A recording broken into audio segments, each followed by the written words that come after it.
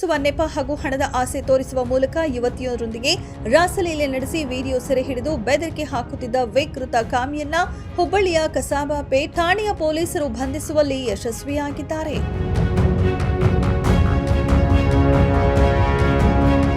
ಹುಬ್ಬಳ್ಳಿಯ ಶರಾವತಿ ನಗರದ KEB layout ನಿವಾಸಿ ಹಾಗೂ ಜೆರಾಕ್ಸ್ ಅಂಗಡಿ ಮಾಲೀಕ 38 ವರ್ಷದ ಅಶ್ವಾಕ್ ಜೋಗನ್ ಕೊಪ್ಪ ಎಂಬಾತ ಬಂಧಿತ ಆರೋಪಿ. ಈತ ಹುಬ್ಬಳ್ಳಿಯ ಟಿಪ್ಪು ನಗರದಲ್ಲಿ ಜೆರಾಕ್ಸ್ ಮತ್ತು ಮೊಬೈಲ್ ರೀಚಾರ್ಜ್ ಸ್ಟೋರ್ ಇಟ್ಟುಕೊಂಡಿದ್ದಾನೆ.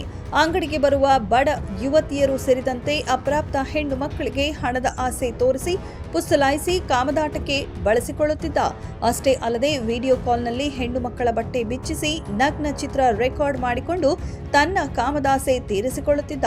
ಇನ್ನು ಅಪ್ರಾಪ್ತ ಬಾಲಕಿಯ ಪೋಷಕರ ದೂರಿನ ಮೇರೆಗೆ ಜೆರಾಕ್ಸ್ ಅಂಗಡಿ ಮಾಲೀಕನನ್ನ ಕಸಾಬಾಪೇಟ್ ಠಾಣೆಯ ಇನ್ಸ್ಪೆಕ್ಟರ್ ರಾಘವೇಂದ್ರ ಹಳ್ಳೂರ ನೇತೃತ್ವದ ತಂಡ ಠಾಣೆಗೆ ಕರೆತಂದು ಪೊಲೀಸ್ ಲಾಠಿ ರುಚಿ ತೋರಿಸಿದ್ದಾರೆ. ಆಗ ಸೈಕೋಕಾಮಿ ಮೊಬೈಲ್ನಲ್ಲಿ ಪೊಲೀಸರಿಗೆ 10ಕ್ಕೂ ಹೆಚ್ಚು ಮಹಿಳೆಯರೊಂದಿಗಿನ ರಾಸಲೀಲೆ ವಿಡಿಯೋಗಳು ಸಿಕ್ಕಿದ್ದು ಆತನ ವಿರುದ್ಧ ಕಾನೂನು ಕ್ರಮ ಕೈಗೊಂಡಿದ್ದಾರೆ. ಒಟ್ನಲ್ಲಿ ಕಸಾಬಾಪೇಟ್ ಪೊಲೀಸರ ಕಾರ್ಯಾಚರಣೆಗೆ ಜೆರಾಕ್ಸ್ ಅಂಗಡಿ ಮಾಲೀಕನ ಅಸಲಿ ಮುಖ ಹೊರಬಿದ್ದಿದ್ದು ಅದೆಷ್ಟೋ ಬಡ ಹೆಣ್ಣು ಮಕ್ಕಳ ಜೀವ ಉಳಿದಂತಾಗಿದ್ದು ಸುಳ್ಳಲ್ಲ. ಇನ್ನು ಕಸಾಬಾ ಪೊಲೀಸ್ ಠಾಣಾ ಪೊಲೀಸರು ಕಾರ್ಯವೈಖರಿಗೆ ಕಮಿಷನರ್ ಎನ್ ಶಶಿಕುಮಾರ್ ಮೆಚ್ಚುಗೆ ವ್ಯಕ್ತಪಡಿಸಿದ್ದಾರೆ. ನಗರ ಕಮಿಷನರೇಟ್ ವ್ಯಾಪ್ತಿಯ ಕಸಬಾ ಪೇಟೆ ಪೊಲೀಸ್ ಠಾಣಾ ವ್ಯಾಪ್ತಿಯಲ್ಲಿ ಒಂದು 2-3 ದಿನಗಳಿಂದ ಒಂದು ಪ್ರಕರಣ ದಾಖಲಾಗಿದೆ. ಅದರಲ್ಲಿ ಅಪ್ರಾಪ್ತ ಬಾಲಕಿ ಒಬ್ಬಳನ್ನ ಲೈಂಗಿಕವಾಗಿ ಉಪಯೋಗಿಸ್ಕೊಂಡಿರುವಂಥದ್ದು, ಲೈಂಗಿಕ ಹಲ್ಲೆ ಮಾಡುವಂಥ ಒಂದು ಪ್ರಕರಣ ಇದಾಗಿದೆ. ಈ ಪ್ರಕರಣದ ಆರೋಪಿ ಅದೇ ಕಸಬಾಪೇಟೆ ವ್ಯಾಪ್ತಿಯ ಒಂದು ಏರಿಯಾದಲ್ಲಿ ಎಲೆಕ್ಟ್ರಿಕಲ್ ಅಂಗಡಿಗಳು ಮತ್ತೆ AC ರಿಪೇರ್ ಸೇರಿದಂತೆ ಇನ್ನು ಬೇರೆ ಬೇರೆ ಚಿಕ್ಕ ಪುಟ್ಟ ವ್ಯಾಪಾರ ಮತ್ತೆ ಜೆರಾಕ್ಸ್ ಅಂಗಡಿಯನ್ನ ಇಟ್ಕೊಂಡಿದ್ದು ಕಂಡು ಬಂದಿದೆ. ಆರೋಪಿಯನ್ನ ನಾವು ವಶಕ್ಕೆ ತಗೊಂಡು ಈ ಪ್ರಕರಣದಲ್ಲಿ ಅರೆಸ್ಟ್ ಮಾಡಿ ಮತ್ತೆ ನ್ಯಾಯಾಲಯದ ಮುಂದೆ ಹಾಜರು ಮಾಡಿ ಇವತ್ತು ಮತ್ತೆ ಪೊಲೀಸ್ ಕಸ್ಟಡಿಗೆ ತಗೋತಾ ಇದ್ದೀವಿ.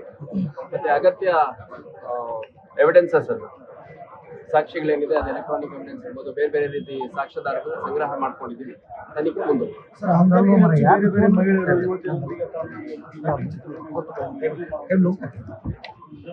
ಈಗ ಅವನ್ನ ನಾವು ವಿಚಾರಣೆ ಒಳಪಡಿಸಿದಂಥ ಸಂದರ್ಭದಲ್ಲಿ ಅವರಿಂದ ಇನ್ನೂ ಕೆಲವರು ನೊಂದಿರುವಂಥದ್ದು ಕಂಡು ಬಂದಿದೆ. ಅದೆಷ್ಟು ಜನ ಅಂತ ನಾವು ಸಂಪೂರ್ಣ ತನಿಖೆ ಆದ ನಂತರ ಹೇಳಲಿಕ್ಕೆ ಸಾಧ್ಯ ಆಗುತ್ತೆ. ಕೆಲವಷ್ಟು ವಿಡಿಯೋಗಳು ಅವನ ಒಂದು ಮೊಬೈಲಲ್ಲಿ ಸಿಕ್ಕಿರುವಂಥದ್ದು ಕಂಡು ಬಂದಿದೆ. ಸಂಬಂಧಪಟ್ಟ ವಿಕ್ಟಿಮ್ಸ್ ಯಾರು ಅಂತ ಐಡೆಂಟಿಫೈ ಮಾಡುವಂಥ ಕೆಲಸ ಮಾಡ್ತಾ ಇದ್ದೀವಿ. ಅದರಲ್ಲಿ ವಿಕ್ಟಿಮ್ಸ್ ಯಾರು ಅಂತ ಗೊತ್ತಾದ್ಮೇಲೆ ಮತ್ತೆ ಅವ್ರ ಕಡೆಯಿಂದ ಫಿರ್ಯಾದಿ ಕೊಟ್ಟರೆ ತಗೊಳ್ಳುವಂಥದ್ದು ಮುಂದುವರೆದ ಕೆಲಸ ಮಾಡ್ತಾರೆ. ಇದರಲ್ಲಿ ಅಪ್ರಾಪ್ತ ಬಾಲಕಿ ಏನಿದ್ದಾರೆ ಅವರಿಗೆ ತಂದೆ ತಾಯಿ ಇಬ್ಬರು ಇರಲಿ, ಅವರ ಗ್ರ್ಯಾಂಡ್ ಪೇರೆಂಟ್ಸ್ ಜೊತೆ ಆ ಮಗು ಇದ್ದದ್ದು. ಮತ್ತೆ ಬಹಳಷ್ಟು ಸಾರಿ ಅವಳಿಗೆ ಸ್ವಲ್ಪ ಸಣ್ಣ ಪುಟ್ಟ ಅಮೌಂಟ್ ರೀತಿಯಲ್ಲಿ ಕೊಟ್ಟು ಆಸೆ ತೋರಿಸಿ ಅವಳನ್ನ ದುರುಪಯೋಗ ಪಡಿಸ್ಕೊಂಡು ಅಂದ್ಬಿಟ್ಟು ಈ ಒಂದು ಪ್ರಕರಣದಲ್ಲಿ ಕಂಡು ಬಂದಿದೆ. ಇನ್ನು ಮುಂದುವರೆದು ನಮ್ಗೇನು ಎವಿಡೆನ್ಸ್ ಸಿಕ್ಕಿದೆ ಅದ್ರ ಮೇಲೆ ಅಗತ್ಯ ಬಿದ್ದಲ್ಲಿ ಹೆಚ್ಚುವರಿ ಪ್ರಕರಣಗಳನ್ನು ಕೂಡ ದಾಖಲಿಸಿಕೊಂಡು ನಾವು ತನಿಖೆ ಮಾಡ್ತೀವಿ.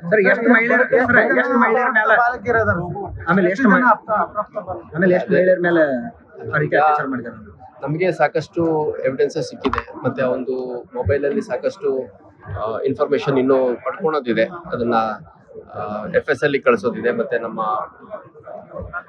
ಏನು ಎಕ್ವಿಪ್ಮೆಂಟ್ಸ್ ಇದಾವೆ ನಮ್ಮಲ್ಲಿ, ಅದರಿಂದ ಮತ್ತೆ ಇನ್ನು ಮೊಬೈಲಲ್ಲಿ ಡಿಲೀಟೆಡ್ ಚಾಟ್ಸ್ ಇರ್ಬೋದು, ಇಮೇಜಸ್ ಇರ್ಬೋದು, ವಿಡಿಯೋಗಳು ಅದನ್ನೆಲ್ಲ ಎಕ್ಸ್ಟ್ರಾಕ್ಟ್ ಮಾಡುವಂಥದ್ದಿದೆ.